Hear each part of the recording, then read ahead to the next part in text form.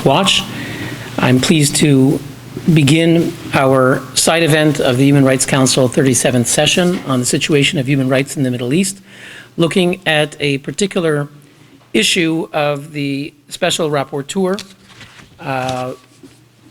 on the situation of human rights in the Palestinian territories occupied since 1967, which is the title of the mandate of the Rapporteur, who is about to present this evening as the Council begins item 7. And our panel will ask the following questions and seek to answer it. Why is it that 2 years ago, when Mr. Lynk was appointed Special Rapporteur, did, in an exceptional move, the Government of Canada make a statement to the effect that this mandate holder was an inappropriate choice? And I'm going to quote from the statement made by the Canadian government, and then I'll introduce our panelists.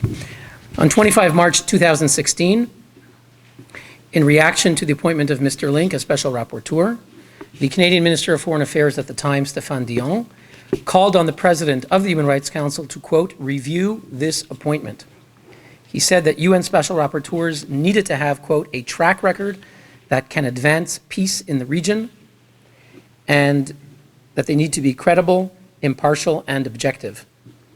The Office of the Minister expressed, quote, concerns about Mr. Lynk's suitability and impartiality. Quote, this candidate was not put forward by Canada and does not represent the views of this government, stated Dion's spokesman. Quote, there are legitimate questions and concerns raised, which is why we've asked for a review. The statement went on to say that Canada's UN ambassador made it clear to the Human Rights Council that it should appoint a, quote, professional, neutral, and credible candidate. And so our question today is, what prompted the Government of Canada to make this exceptional call for a review and its objections at the time of Mr. Lynk's appointment? And number two, 2 years later, after we've had about 4 reports of Mr. Lynk, 2 to the Council and 2 to the General Assembly, to its 3rd committee, how has his record justified or not justified Canada's concerns expressed 2 years ago? I will begin with a short introduction from what happened in 2016, explaining a little bit why Canada expressed its initial concerns. We'll then turn to our panelist, Anne Herzberg, who's the legal advisor of NGO Monitor, and we'll then hear from Dina Rovner, who's the Middle East director and legal advisor of United Nations Watch. And they'll each be looking at different aspects of Mr. Lynk's output, both in the past 2 years and his latest report that he just released and will be presenting tonight. And then afterwards, I'll add a few words of follow-up. Now, why was it in March that the Government of Canada protested the appointment of Mr. Lynk? And I will ask to circulate the first document, which is our report, Mandate to Discriminate. We have a few copies, and my colleague will share them with you. And this was a report that we published at the time that Mr. Lynk was being appointed. And I'm going to share with you a few of the salient points from that report. The first is the nature of the mandate. What is the mandate? What is the actual mandate that the Special Rapporteur on the situation of human rights in the Palestinian territories occupied since 1967? What is the mandate that he has? And then say a few words about the mandate and then about the mandate holder.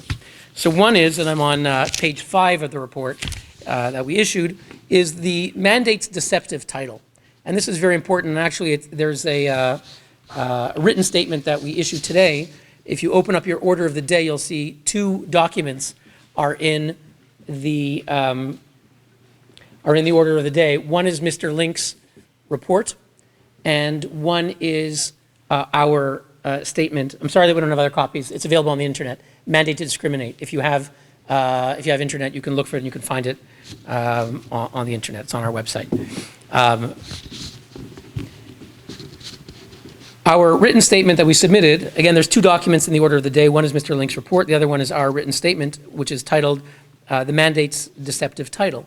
Because if you listen to the title, Special Rapporteur on Situation of Human Rights in Palestinian Territories, some might say that perhaps that is not a region of the 12 or so country-specific regions that requires a mandate holder. But regardless of that objection, if there's a mandate holder that's going to look at human rights in any part of the world, that can be a good thing. There are always human rights victims, there are perpetrators, and they should all be looked at. The issue with this mandate is that it is unique. There is no other country mandate or regional mandate that compares to this mandate. Why is that? Because if you actually open up what the mandate says, the mandate does not ask the mandate holder, as opposed to what his title says, it does not ask the mandate holder to look at human rights in the Palestinian territories. Rather, a mandate from 1993, which is in Resolution 1993/2, is as follows, to quote, investigate, and I'm reading from page 5 of our report, to investigate Israel's violations of the principles and bases of international law. And so again, unlike every other mandate, the mandate on Sudan or on North Korea will look at human rights in the region. So in Sudan, for example, if the government of Sudan is committing abuses or if the rebels are committing abuses, the rapporteur on Sudan will look at all. Only in this case, that is not the case. The title is deceptive. The title would have you think that Mr. Lynk is investigating human rights in the Palestinian territories, meaning if a Palestinian's or an Israeli's human rights are violated in that territory, he is examining those human rights violations. That is not the case. His mandate is to investigate only Israel's violations. And again, it's the only country mandate where the situation is prejudged in advance. If you look at the mandates on Haiti, on Sudan, on North Korea, or the other country-specific mandates, they're meant to look at the human rights situation. Only in the case of Israel does it presume violations. So there's two aspects that are distinctive. One is it looks only at Israel, and it presumes those actions to be violations in advance. So the mandate is prejudiced from the beginning. This is a core defect of the mandate, and it's interesting to note that Richard Falk, who was a supporter of Hamas, he was such a strong supporter of Hamas that the Palestinian Authority, he was the previous mandate holder, or at least he held it from 2008 to 2014. Even Mr. Falk, who supported Hamas, who was such a strong supporter of Hamas that the Palestinian Authority, we know according to WikiLeaks, tried to remove him quietly because of his support for Hamas. Well, even Richard Falk, when he began his mandate in 2008, he said that actually the mandate is selective and should be expanded. But the Arab and Islamic states quickly opposed that and did not allow that to happen. So there is a protection gap. The Human Rights Council has often spoken of filling protection gaps, certainly when the council was created. And there is a protection gap. And actually Amnesty International has said that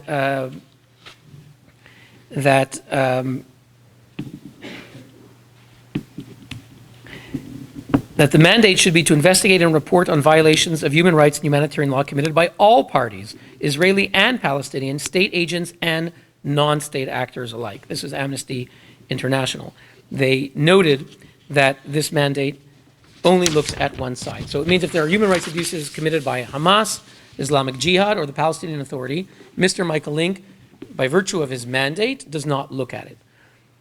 It's notable that the mandate is basically obsolete. The mandate comes from February 1993, at a time when there was no Palestinian Authority, and at times when there was no Hamas in Gaza or the West Bank. So today, if you're living in Gaza, your life may be affected by Israel in a number of ways, but the one who's directly ruling over you is the Hamas. If you're living in Ramallah, the one who's directly ruling over you is the Palestinian Authority. Both of these entities can and do commit human rights violations. However, the mandate in 1993, of course, didn't include them because they did not exist. So the mandate is obsolete. And we note on page 6 of our report that that Falk himself spoke and mentioned that the mandate was open to challenge regarding bias and one-sidedness. I quote from him. And he says, quote, "With all due respect, I believe that such complaints have considerable merit." So the complaint that the mandate itself is open to the challenge of bias and one-sidedness was acknowledged by Richard Falk himself. Several mandate holders previous to Mr. Lynk acknowledged the inherent problems of the mandate. Mr. Giorgio Giacomelli, who was rapporteur in the year 2000, noted that since 1993, quote, a new situation has come into being in the mandated area. New players have appeared on the same ground. There is a new, more complex situation which requires attention and action. He said the fact that the rapporteur could only examine one concerned party, and I quote now from the rapporteur in the year 2000, quote, severely limits the possibility of drawing a complete picture of the situation. If you really care about human rights in the Palestinian territories, you will want to look at everyone, all victims alike, at all perpetrators. And the rapporteur noted that was not possible. He asked the Human Rights Commission at the time to consider if the mandate as it stands, and I quote, still fully serves the purpose for which it was originally conceived, and quote, whether it reflects a complete picture of the human rights situation in the occupied territories. Likewise, the mandate holder Hannu Hallinen of Finland, who was rapporteur from 95 to 99, recognized the prejudice of the mandate. In March 1996, he urged the Commission to amend the mandate, emphasizing, quote, human rights violations perpetrated in areas under the control of the Palestinian Authority. He said that protection of human rights is a general responsibility, and it's essential that the rapporteur be able to study it in a, quote, comprehensive manner. I now quote from Special Rapporteur Hallinen, the situation on the ground has to be reflected appropriately in the mandate of the rapporteur.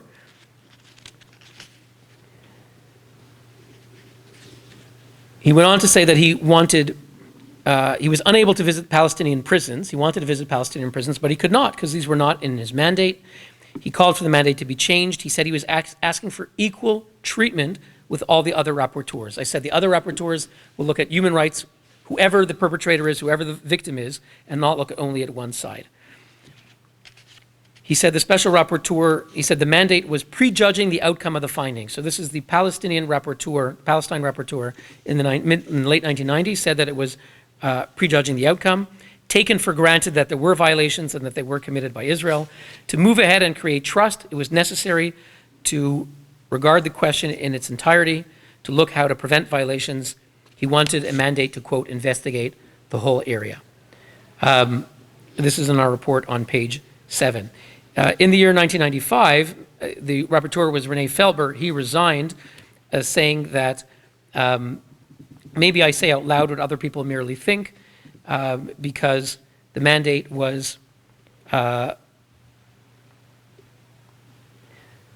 designed to promote the peace process. It was not the best way to ensure Palestinian human rights. Instead of condemning Israel, said the rapporteur Felber, it was better to support the peace process. He asked, is it better to condemn or is it better to support a peace process which leads to a concrete solution?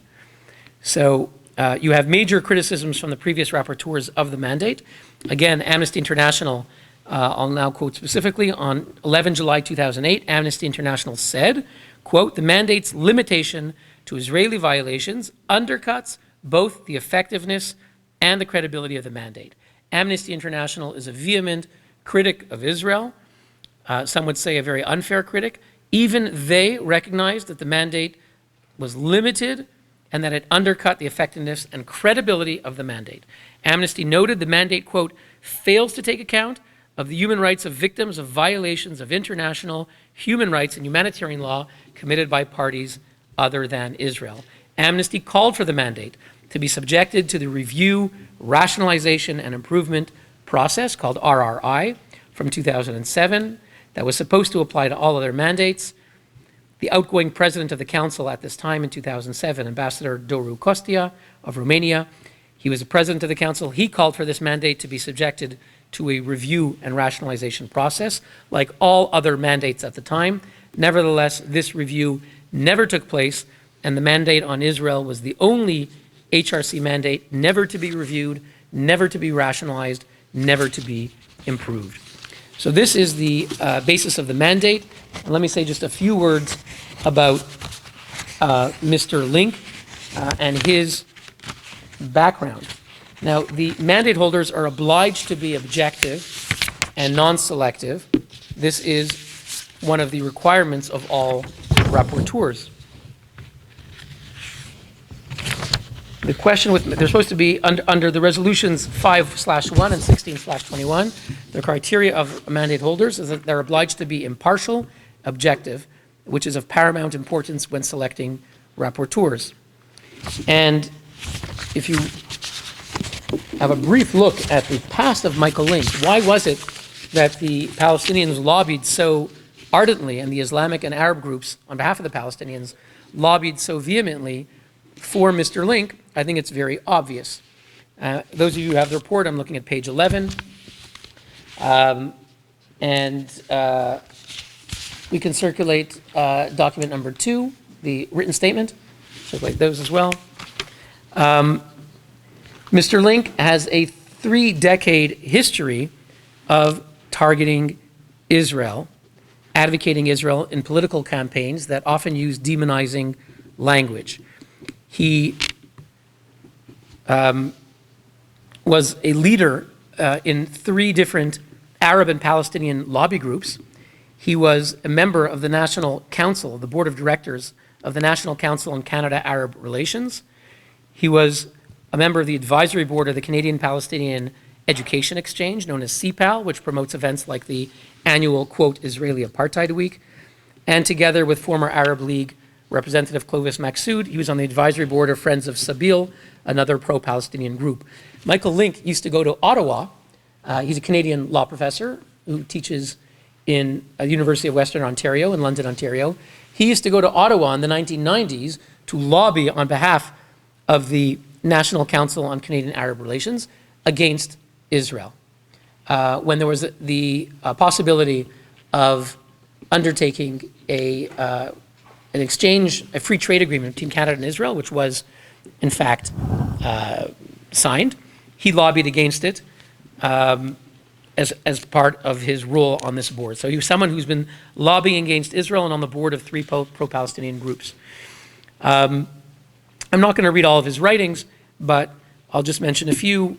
When he spoke in 2005 at a UN conference organized by the Division for Palestinian Rights, he cited Nazi war crimes in calling for legal strategies to prosecute Israelis. Shortly after 9/11, 3 days afterwards, Michael Lynk pointed the finger not at radical Islamic terrorism, but at Western countries. He blamed, quote, global inequalities and, quote, the disregard by Western nations for the international rule of law. He attributed blame to Western democracies, omitted any mention of the 15 Saudi hijackers, al-Qaeda terrorism, funding of terrorism by Saudi Arabia. Instead, he had a mere pro forma condemnation of the attacks, which he diluted by saying that there's terrorism everywhere. Worse, he qualified his condemnation, saying that blaming the West.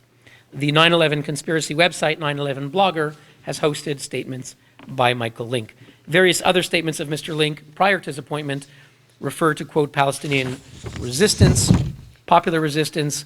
He signed numerous anti-Israel petitions, and he has said that the principal issue is to prosecute Israel, to persuade countries like Canada and other countries that they have to prosecute Israel. And there are many other statements that he has made showing that he was basically the last person that the Human Rights Council would pick if they wanted someone objective and impartial on the council. That is why, as you see in our written statement submitted last year, you have the Canada's call to remove Michael Lynk, to review his appointment. If you'll review now, Sonia, the second document is the application. The issue is that Michael Lynk had an application. Just a few here and a few in the next table. Yeah. In Michael Lynk's application form, he was asked the question whether he had anything in his past that might call into question his objectivity. I'm going to read for you. We only have a few copies, but I'm going to read for you from his application form. This is from the year 2016. To your knowledge, does the candidate have any official, professional relationships that might cause him to limit the extent of his inquiries, to limit disclosure, or to weaken or slant findings in any way? Right? So here's someone who is a board member of 3 pro-Palestinian lobby groups, and He was asked if he had any professional relationships that might cause him to limit the extent of his inquiries or to weaken his findings in any way. His answer, no. I have no official, professional, personal, or financial relationships that would limit the extent of my inquiries or weaken or slant my findings. This is section 7. I'm on page 11 of the application. Section 7, which is called Compliance with Ethics and Integrity Provisions. Question number 2, are there any factors that could either directly or indirectly influence, pressure, threaten, or otherwise affect the candidate's ability to act independently in discharging his mandate? Again, 30 years of being involved as a pro-Palestinian lobbyist. Any factors? No, there are not. Is there any reason, currently or in the past, that could call into question the candidate's moral authority and credibility? Or does the candidate hold any views or opinions that could prejudice the manner in which he discharges his mandate? No, there are not. So again and again, the system tried to determine if the candidate had anything that might question his objectivity. And I read you just a few examples of his 30 years of activism and lobbying for pro-Palestinian groups and against Israel. Again, the answer, no, there are not. Now, after Canada's opposition, calling for his mandate, his appointment to be renewed, the UN was embarrassed. And actually, when we released our report, Mandate to Discriminate, listing all of the examples that I gave for you, the Human Rights Council was a little bit embarrassed. It's hard to embarrass the Human Rights Council, but it was a little bit embarrassed. And so we now have a new application, okay? There is now a new application form by the UN. I call it the Michael Lynk questionnaire. There are now a whole series of questions that have been added because of Michael Lynk. So suddenly, there's a whole new section, okay? There's a new section that was added. Section 4 has now become Section 5. There's a whole new Section 4. When people apply to be rapporteurs, there's a whole new application form. Now the question is very specific. It's called publications or public statements. And this was enacted right after the Michael Lynk scandal. Please list significant and relevant published books, articles, journals, and reports that you've written, or public statements or pronouncements that you've made, or events that you may have participated in relation to the mandate. And you can list 3 different publications or events, and then enter 3 public statements or pronouncements or events that you've made in relation to the mandate. So thanks to the Michael Lynk scandal, there is now a Michael Lynk questionnaire that every rapporteur from now on has to fill out, which again did not exist before the Michael Lynk controversy and scandal, which is testifying to the fact that the UN itself acknowledges that something terrible happened. How you remove him is a whole other question. We have Canada's call. It has never been answered by the President of the Council or the Council itself. And I'm going to stop here and turn the floor over to Anne Herzberg, who can tell us a little bit about what has happened since his appointment and might answer the question as, was Canada justified in its objections to his appointment? Anne. Thank you, Hillel, and to UN Watch for having me here today. I'm going to talk about 3 areas why we think Michael Lynk is unqualified to serve as special rapporteur, and also to highlight why Canada did have concerns about his suitability and impartiality when he was appointed in 2016. And I'll go over each of the categories. Number 1, his affiliation with extreme organizations. Number 2, the lack of a credible reporting process. And number 3, his promotion of anti-Semitic and violent actors. So number 1, as Hillel pointed out in his background, Mr. Lynk has a long history of collaboration and board memberships with NGOs that are on the radical fringe of anti-Israel advocacy. He mentioned Sabil, which not only is very active in lobbying for the Palestinian cause, it's also a significant promoter of theological anti-Semitism. And if you go on our website, you can see a lot of examples of the types of materials being put out by that organization. Since he's been appointed, we conducted a review of his public appearances and writings during the past year, and what we found is that in every case, there were actually more than a dozen events, and in every event, Mr. Lynk was speaking at events organized by BDS organizations, Boycott, Divestments, and Sanctions organizations, or NGOs that have affiliation with terror groups. We could find no evidence in any of his speaking engagements where alternative viewpoints were offered. So all of the speakers were involved with anti-Israel advocacy. And we are going to be putting out a report tomorrow that you can take a look at, which will highlight those events so you can get more information. And I think just here today, just as an example of this, just walking in the hall, I happened to spot 3 side events advertised where Mr. Lynk is listed as a speaker. So again, it's highlighting the types of events and organizations that he's involved with. And that was also true in previous sessions that I've attended here. At the events, Mr. Lynk makes highly inflammatory statements. He often makes false claims that appear to be simply invented. He doesn't often provide a source of where he's getting his information. And in his remarks, he often advocates for BDS. He has advocated for another ICJ opinion against Israel, for those who are familiar with the debacle regarding the 2004 advisory opinion and how that's been utilized by anti-Israel activists. So he's calling for another one of those. So that's number one. And it's also particularly disturbing because in his latest report to the Council, Mr. Lynk talks about, and I'll quote, he re-emphasizes that open dialogue with all parties is an essential element of his work. But as we can see in these speaking engagements, he is not interested and has not engaged in open dialogue with all parties. And that's also particularly true for the reporting process in which his report came about, as well as his other reports. Now, probably most of you in the room are not aware how reports are put out by the Office of the High Commissioner for Human Rights.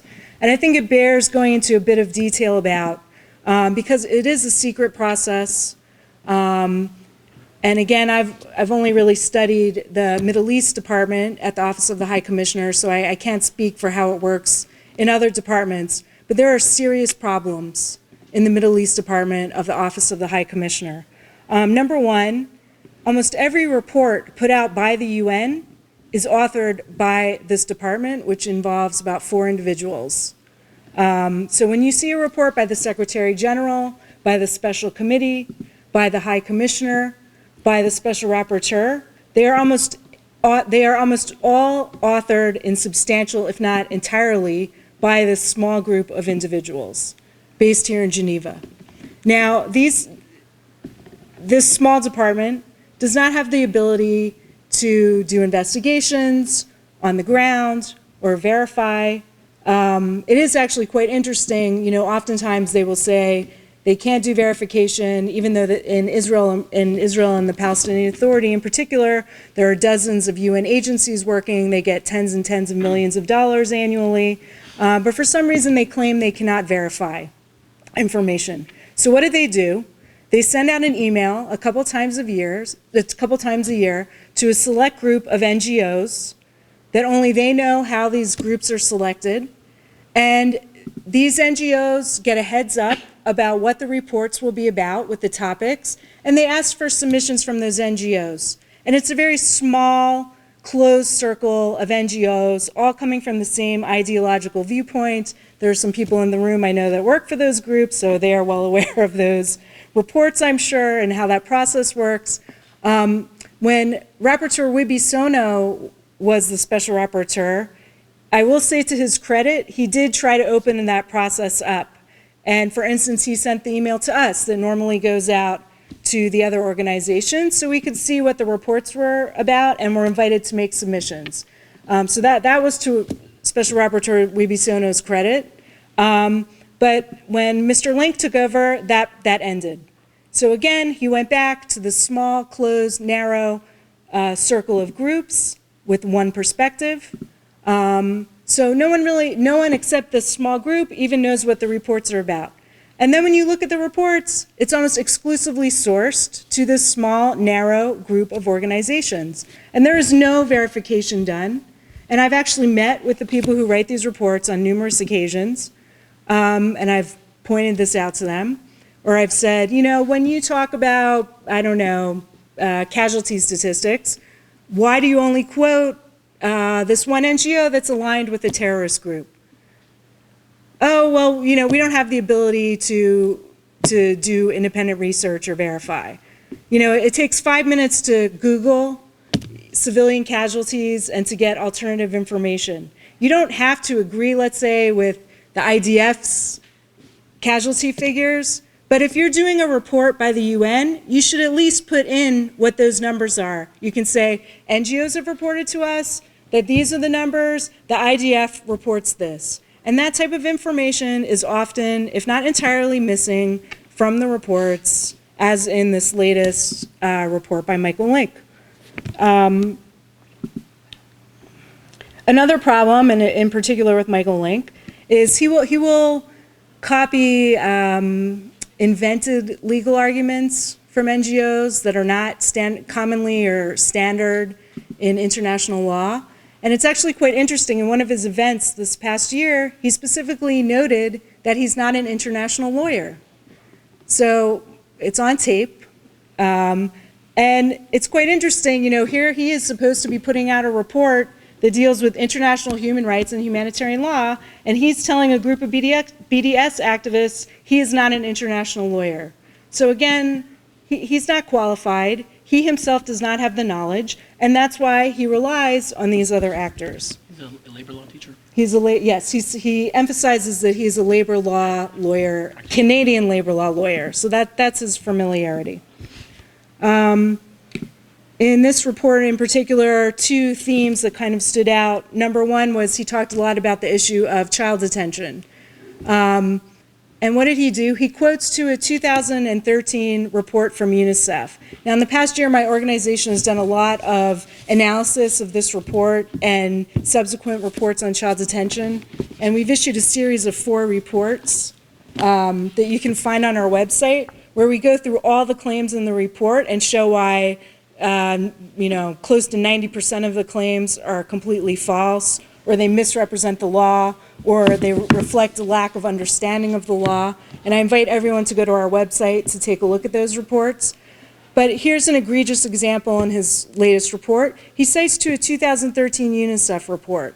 Well, one thing, and it's in this report online, which you can check out. We have a special section on the detention issue where you can find it. This report was almost entirely sourced to an NGO that is closely affiliated with the PFLP terrorist organization. And that organization we've been able to identify 14 individuals that work at that organization linked to the PFLP. One was killed a few years ago and was listed as a commander of the PFLP. And I wouldn't be surprised if there are many more, but we've already found 14. And this is the primary source used by Michael Lynk in his report. But in addition to quoting this 2013 report, UNICEF did an update in 2015 and actually revised many things in the 2013 report. So why is Michael Lynk quoting a report that largely was replaced by a 2015 report?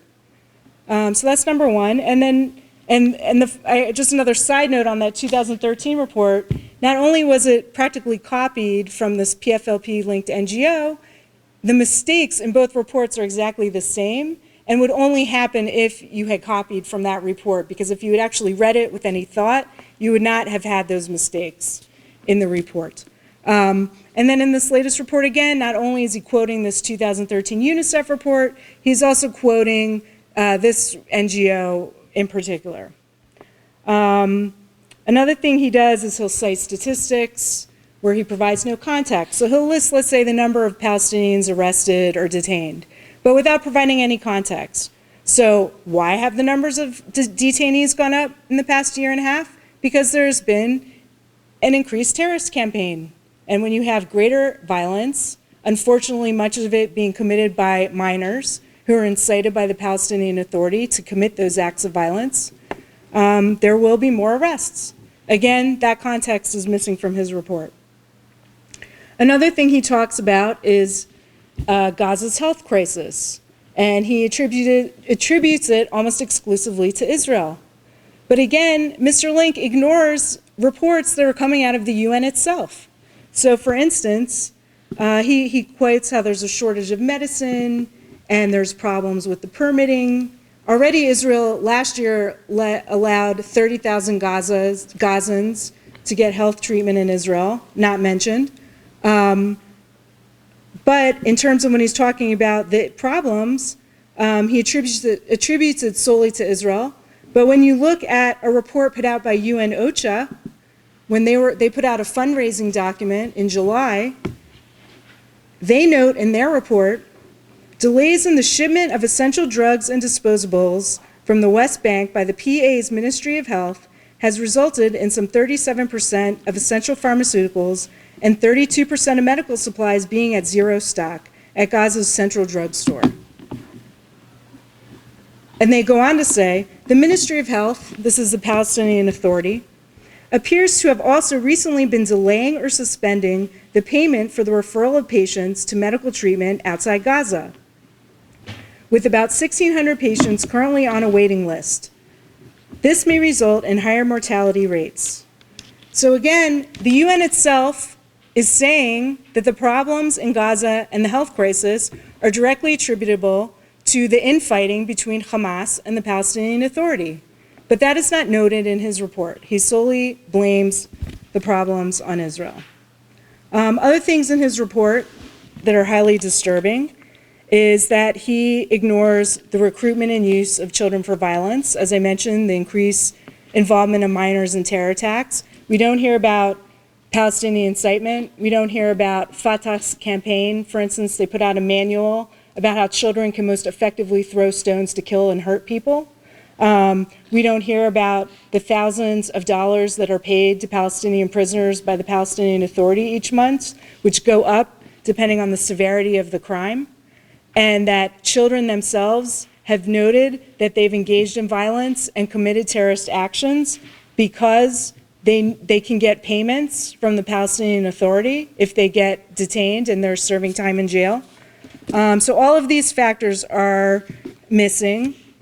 And he has also said in some of his op-eds in the past and also this past year that he does not think Hamas and Hezbollah pose real threats to Israel. So again, we see a real erasing, and that it fits into his long-standing pattern of erasing the complex factors in the conflict, the role of terrorism. It's all, again, extremely one-sided.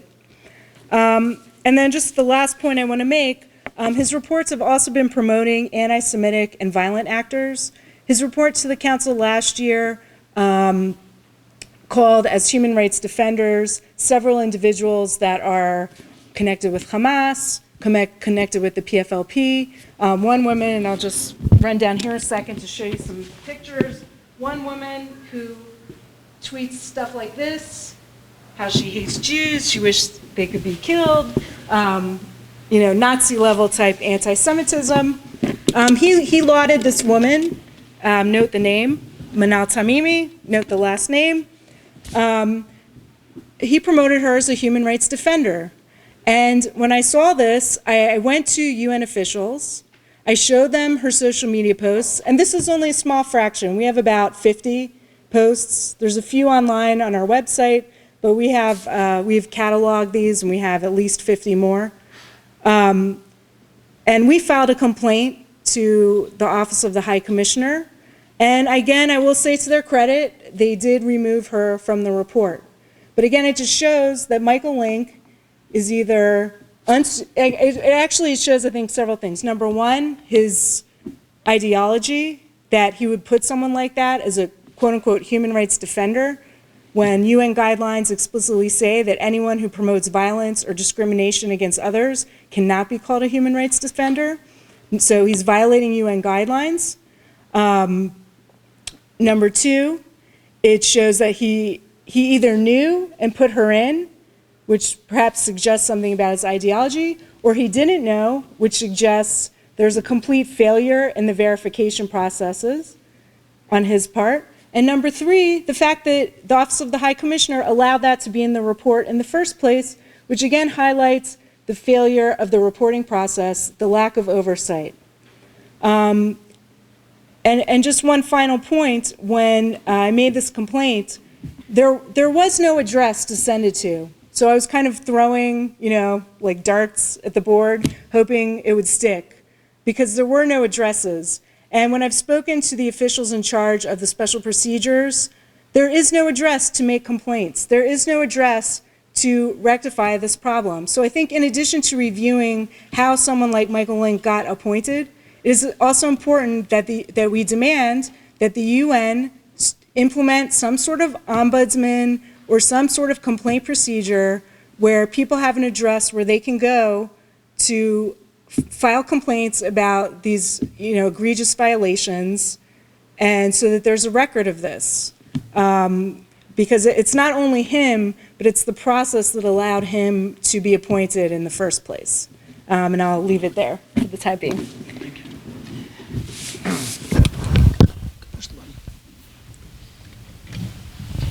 Thank you, Anne. And I'll just note, I think you mentioned this person, that Michael Lynk. Keep it up if you mind. Keep it up for just a moment. Just for a moment, because I want to refer to it. This individual, Manal Tamimi, Michael Lynk referred to her as a human rights defender. Yes. And we see what she wrote. Now, there's a big campaign, of course, going on for Ahed Tamimi. Right, her niece. That's her niece. That's her niece. Ahed Tamimi. And is this a family operation? Yes. Or? So just so people may not be aware, the Tamimi family is very notorious. Another aunt, Alam Tamimi, was responsible for the Sparrow Pizza suicide bombing in, I believe, 2002, where 15 people were murdered. So that is Ahed Tamimi's aunt. The uncle, who's married to Alam Tamimi, was in jail for killing a civilian. And both of them, unfortunately, were released in prisoner swaps, I believe during the Gilad Shalit swap. So we have them. Bassam Tamimi, her father, has also promoted virulently anti-Semitic claims on social media. And he and his wife have also been arrested for trying to round up the kids of their village to do armed confrontations with Israeli soldiers. And, that in of itself also is highly problematic. Why are you putting your children in harm's way like that? Regardless of what you feel about this political situation, it's pretty disturbing to see parents that would send, I'm a parent, and to think I would send my 8-year-old child, my 11-year-old child, to go out and, confront soldiers where they could be shot, or something could happen to them is quite incomprehensible. So those are her parents. And then we have Manal, which is another aunt who promotes these types of things. So, and then Ahed, when she was arrested, also called for suicide bombings in a video that was not mentioned by Mr. Lynk in his latest report.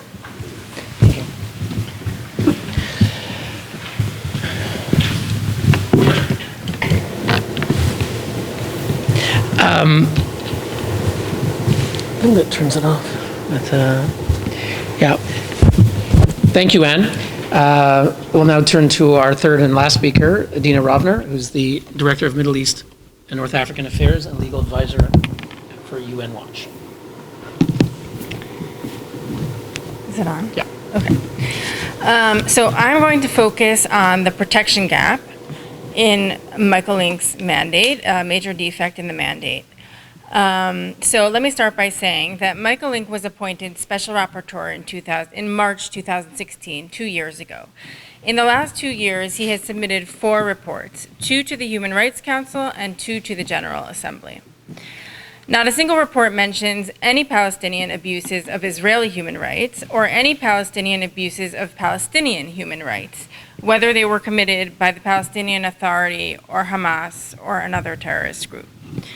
So let's just go through for a few minutes a brief timeline of Mr. Lynk's reports. In his October 2016 report to the General Assembly, Mr. Lynk wrote, he explained why he was only addressing Israel's violation, and he said, these are his words, the mandate of the Special Rapporteur, as set out by the Commission on Human Rights, is to investigate Israel's violations of the principles and bases of international law, international humanitarian law, and the Geneva Convention, etc. The mandate of the Special Rapporteur thus focuses on the responsibilities of the occupying power, although he notes that human rights violations by any state party or non-state organization are deplorable and will only hinder the prospects for peace. So he acknowledged that there were other violations, but he said he's not going to address them. Then, in his April 2017 report to the Human Rights Council, Mr. Lynk made a very similar statement. He said, in the present report, the Special Rapporteur focuses on the human rights and humanitarian law violations committed by Israel. The mandate of the Special Rapporteur thus focuses on the responsibilities of the occupying power, although he notes that human rights violations by any state party or non-state actors are deplorable and will only hinder the prospects for peace. So UN Watch confronted Mr. Lynk. We decided to press him about this issue in an effort to get him to remedy the protection gap. First, at a meeting of special rapporteurs in June 2017, we had our fellow, Dan Smith, confront Mr. Lynk at the meeting about a statement that he had previously made to the Globe and Mail, where Mr. Lynk acknowledged the protection gap and said, quote, that he was open to looking at expanding the job. And our fellow asked Mr. Lynk whether that was still the case. Mr. Lynk replied, quote, no one has ever asked me that question before, but my mind remains open. Of course, nothing was done about it. Then, in the summertime, when we learned that Mr. Lynk was receiving support from his university, the Western University of Ontario, in the form of office space and research assistant, we sent a letter to the president of that university urging him to withdraw the support and advising him that the mandate was discriminatory for all the reasons that we've discussed here. And saying that this is contrary to the principles of integrity and fairness of the university and to the spirit of its non-discrimination policy. Unfortunately, the university defended the support on grounds of academic freedom, but they added that doesn't mean that they endorse Mr. Lynk's views. Then again, in the summer 2017, we published a blog post detailing the many violations committed by the Palestinian Authority and Hamas during the time of Mr. Lynk's tenure that he has not addressed. Fast forward to October 2017, in Mr. Lynk's report to the General Assembly, he again wrote, and I'm quoting from his report, in the present report, the Special Rapporteur focuses on the human rights and humanitarian law violations committed by Israel as set out in the mandate of the Rapporteur. The Rapporteur notes that human rights violations by any state party or non-state actor are deplorable and will only hinder the prospects for peace. So again, acknowledging other violations, but saying he's not going to address them. Why? Because of the mandate. We confronted Mr. Lynk about this. We wrote him a letter, and we reminded him of some of the things that Hillel Neuer mentioned in his remarks, that previous mandate holders have criticized the fact that there is this protection gap. For example, Richard Falk acknowledged the protection gap. He acknowledged that it leaves the Special Rapporteur open to criticism, and he acknowledged that those kinds of complaints have merit. John Dugard, another previous rapporteur, in one of his reports said he cannot ignore the Palestinian Authority execution of prisoners, saying this would be, and in quotes, irresponsible for a human rights special rapporteur to allow the execution of Palestinian prisoners to go unnoticed. And then he went on to address that in his report.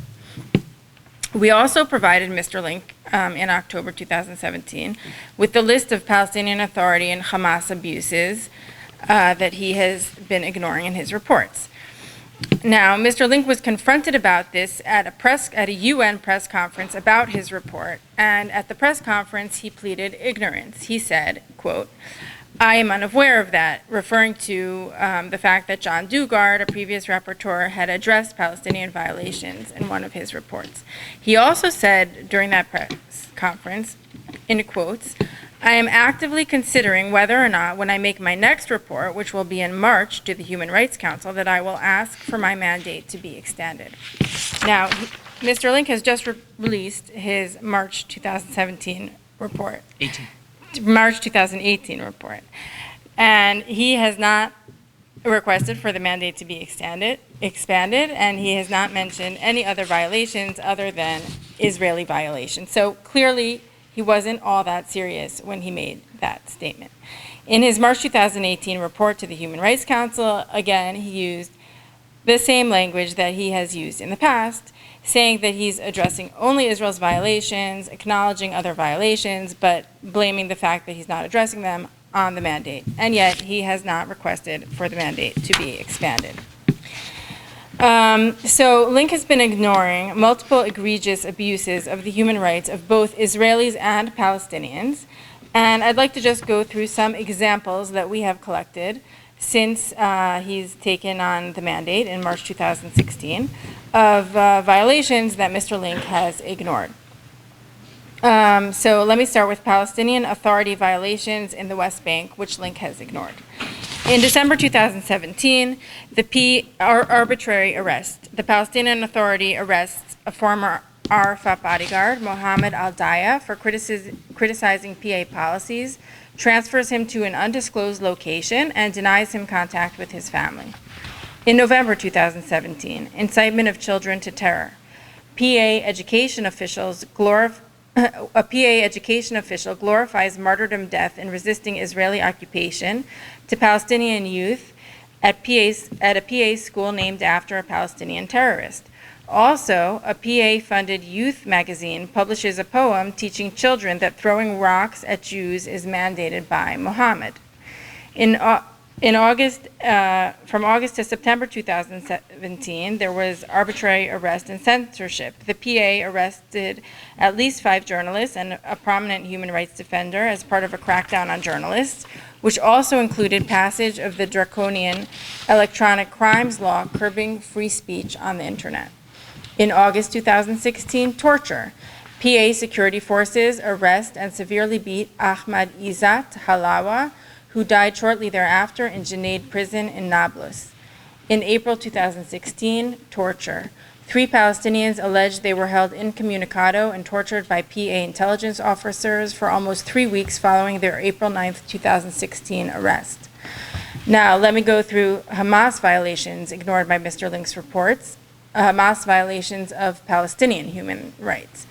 In January 2018, extrajudicial killing. A Hamas-affiliated family killed a relative, Ahmed Said Barhoum, accused by Hamas of aiding Israel and killing 3 Hamas commanders during the summer 2014 Israeli-Hamas Gaza conflict. The execution took place just after Hamas released Barhoum to his family after Hamas had held him in custody for several months without trial. Hamas praises the execution. In December 2017, torture. Hamas tortures militants responsible for rocket fire into Israel. September 2017, torture of juveniles. Hamas imprisons Mustafa Salman, 16, for injuring a young man's hand in a fight. Salman is detained in a cell with other adults and subjected to torture and abuse by other prisoners and by police, leading him to commit suicide. In April 2017, torture and arbitrary arrest. Hamas agents arrest and torture Mohammed Soufian Al-Qassas, owner of an internet cafe, due to complaints that the victim was insulting God. The victim suffered severe injuries and remained in a coma for 2.5 days. In April 2017, extrajudicial killing. Hamas hangs 3 Palestinians convicted in an unfair military trial for collaborating with Israel. September 2016, torture and censorship. Hamas detains and tortures journalist Mohammed Ahmad Othman, seeking the source of a government document he had published. Now, let me go through some examples of Palestinian terrorism directed against Israelis and ignored by Mr. Lynk in his reports. In January 2018, shooting at civilians. A Hamas terror cell murdered Rabbi Raziel Shevach in a drive-by shooting. In December 2017, rockets at civilians. Following President Trump's announcement on Jerusalem, at least 18 rockets were fired from Hamas-controlled Gaza into Israeli communities, one of which damaged a home near the Israeli city of Ashkelon. In December 2017, building terror tunnels. In a span of less than 6 weeks, the IDF discovered 2 terror attack tunnels leading from the Hamas-controlled Gaza Strip into Israel. In October 2017, calling for Israel's destruction. Following the Palestinian Unity Deal, Hamas leader Salah Aruri rejects any possibility of recognizing Israel, stating, quote, "We are now in the stage of preparing to eliminate the Zionist entity." The statement was condemned by Nikolai Mladenov, the UN Special Coordinator for the Middle East peace process, but Mr. Lynk said nothing about it. In July 2017, stabbing civilians and inciting terrorism. A Hamas-affiliated terrorist murdered 3 members of the Salomon family at Friday night Shabbat dinner in their home, following vicious incitement by Palestinian leaders in Fatah and Hamas, and mass Palestinian rioting over Temple Mount security measures. And from 2014 until today, kidnapping in violation of international humanitarian law. Hamas holds 3 Israelis who entered the Gaza Strip between 2014 and 2016, as well as the remains of 2 Israeli soldiers killed during Operation Protective Edge in the summer of 2014. So that is just a partial list of abuses committed by Palestinian actors that Mr. Lynk has ignored. Now, because Mr. Lynk's most recent report focuses a lot on children, I would just like to touch briefly about Palestinian abuses with respect to children. In his report, Mr. Lynk quoted figures from the Israeli Prison Service that as of the end of 2017, 313 Palestinian minors were being held in Israeli prisons. Now, Israel doesn't just randomly go after and arrest Palestinian children. It arrests people, as Anne Herzberg noted, including minors who pose a security threat to Israel, meaning they have engaged in anti-Israel violence or attacked an Israeli, engaged in terrorism. And unfortunately, that has been on the rise. Sadly, Palestinian children are deeply engaged in these violent attacks. Let me give you some examples. In June 2016, a 17-year-old Palestinian assailant broke into an Israeli home in Kiryat Arba and stabbed to death 13-year-old Hillel Yafa Ariel in her bed as she slept. In November 2015, 11 and 14-year-old Palestinian cousins wanting to die as martyrs went on a stabbing spree in Jerusalem and wounded a light rail security guard. In June 2017, a 16-year-old Palestinian girl stabbed and wounded an Israeli soldier while he was on guard duty. So one has to ask a fundamental question: why are so many Palestinian children engaged in terrorism? Just a minute.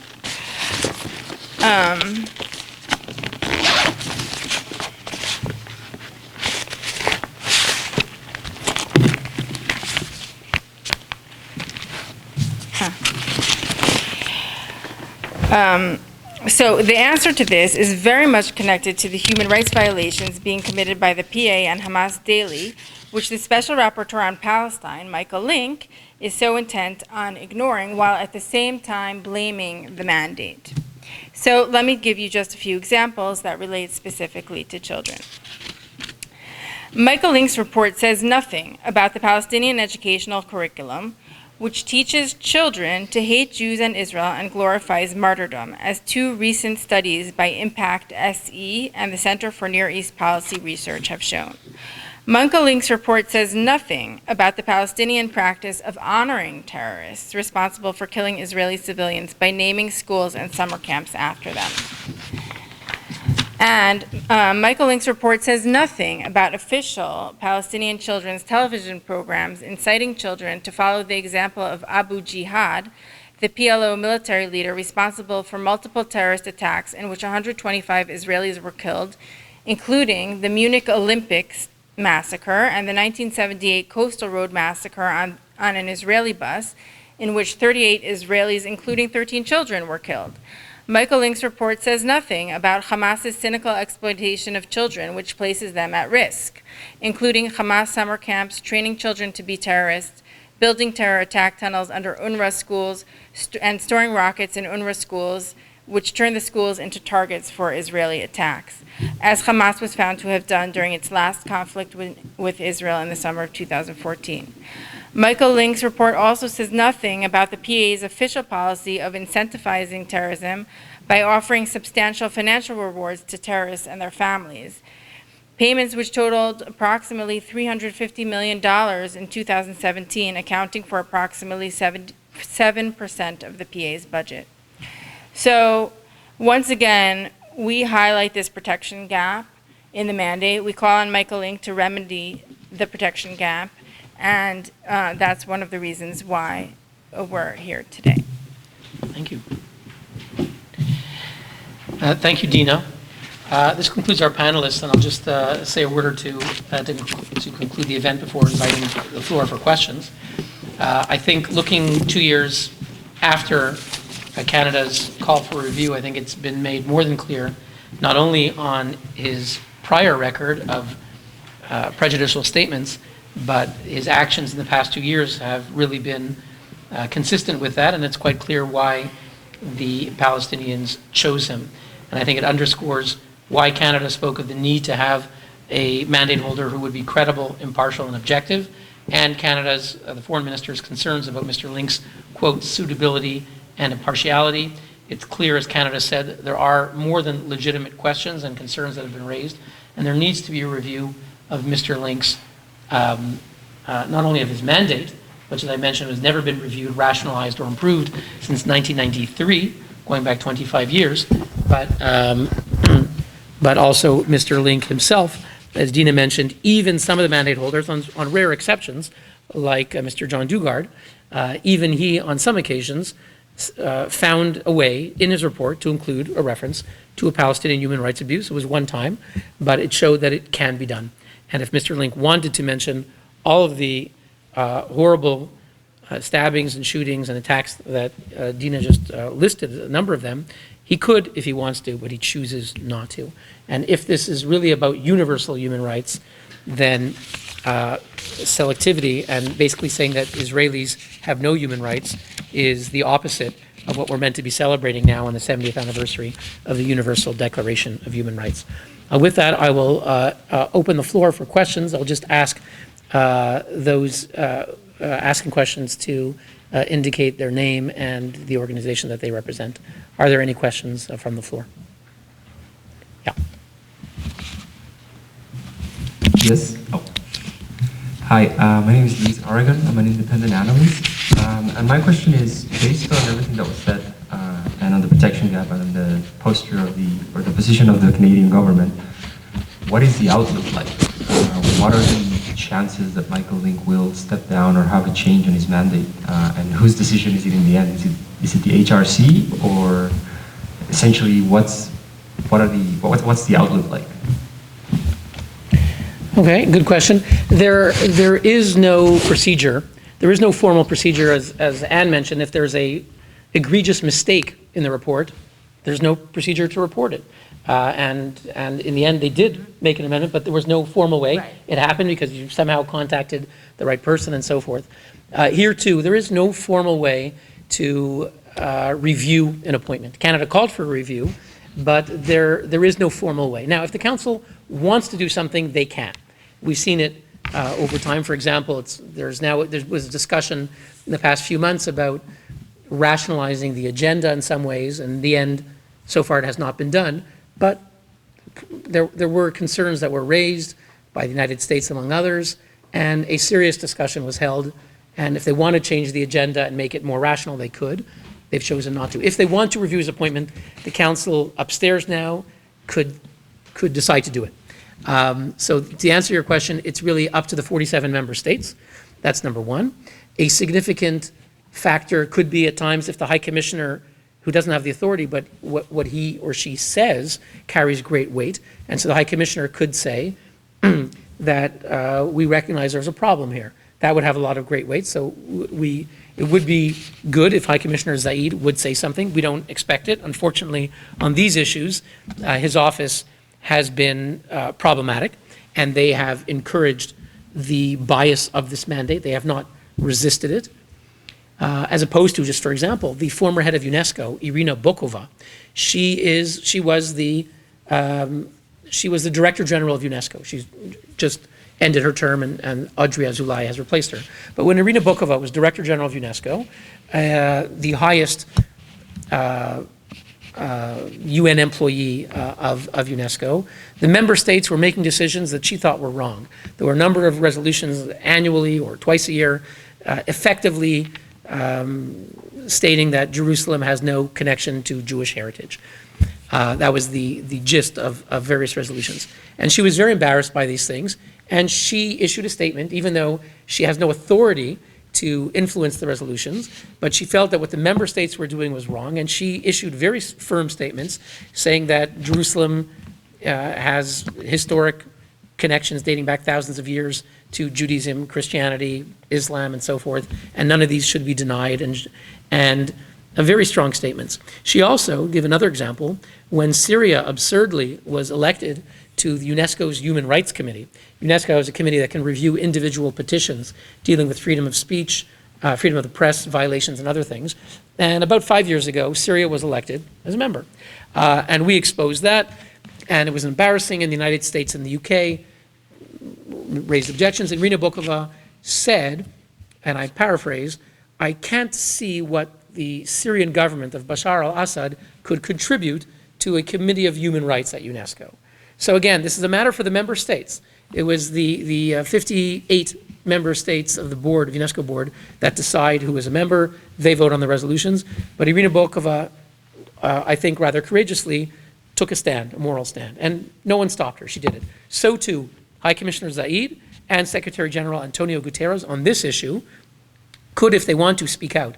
Actually, Ban Ki-moon, in June of 2007, when the agenda item of item 7, which will be opened in a few hours upstairs, when that was instituted by this council, it's an agenda item that singles out Israel only for selective treatment. No other country in the world is targeted by its own agenda item, not North Korea, not Sudan, not Syria. Ban Ki-moon issued a statement condemning that. So the moment that the council, in its institution building package of June 2007, instituted the biased agenda item, the next day, Ban Ki-moon issued a statement criticizing that, saying that this decision ran afoul of the principles of universality and equality. Again, 47 member states, they can decide what they want. Who is the Secretary General to say it? And yet he had the moral courage at that time to speak out. Now, make no mistake, the Arab group immediately reprimanded him. Only a month or so later, there was a session of the council, and they very sharply rebuked him and basically sent a signal that if he were to say things like that, he had just begun his 10-year term, they would punish him. And Ban Ki-moon retreated a bit. The next time he made that statement was basically the last day that he was in his term when he spoke to the Security Council. So all of which is to say is that the power is, the Human Rights Council, the 47 member states have the power, because there's an automatic majority of about 30 member states that support the Palestinians on any decision that they make. It is not likely that they will review Michael Lynk. I will note, as I said before, that it could be that some member states don't like Mr. Lynk and that quietly they're saying things. We know that quietly the Palestinians themselves wanted to get rid of Richard Falk, but we only know that because of a WikiLeaks revelation of a U.S. cable sent from Geneva to Washington, where the American deputy ambassador reveals that he met the Palestinian deputy ambassador that day. He asked us, can you please help us remove Richard Falk because he's supporting Hamas?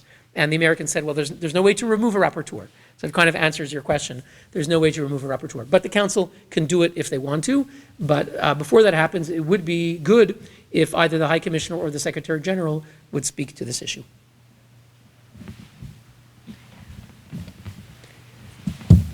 Are there any other questions from the floor? Seeing no further questions, I thank you all for attending. The video will be found within a few days on youtube.com/UNWatch.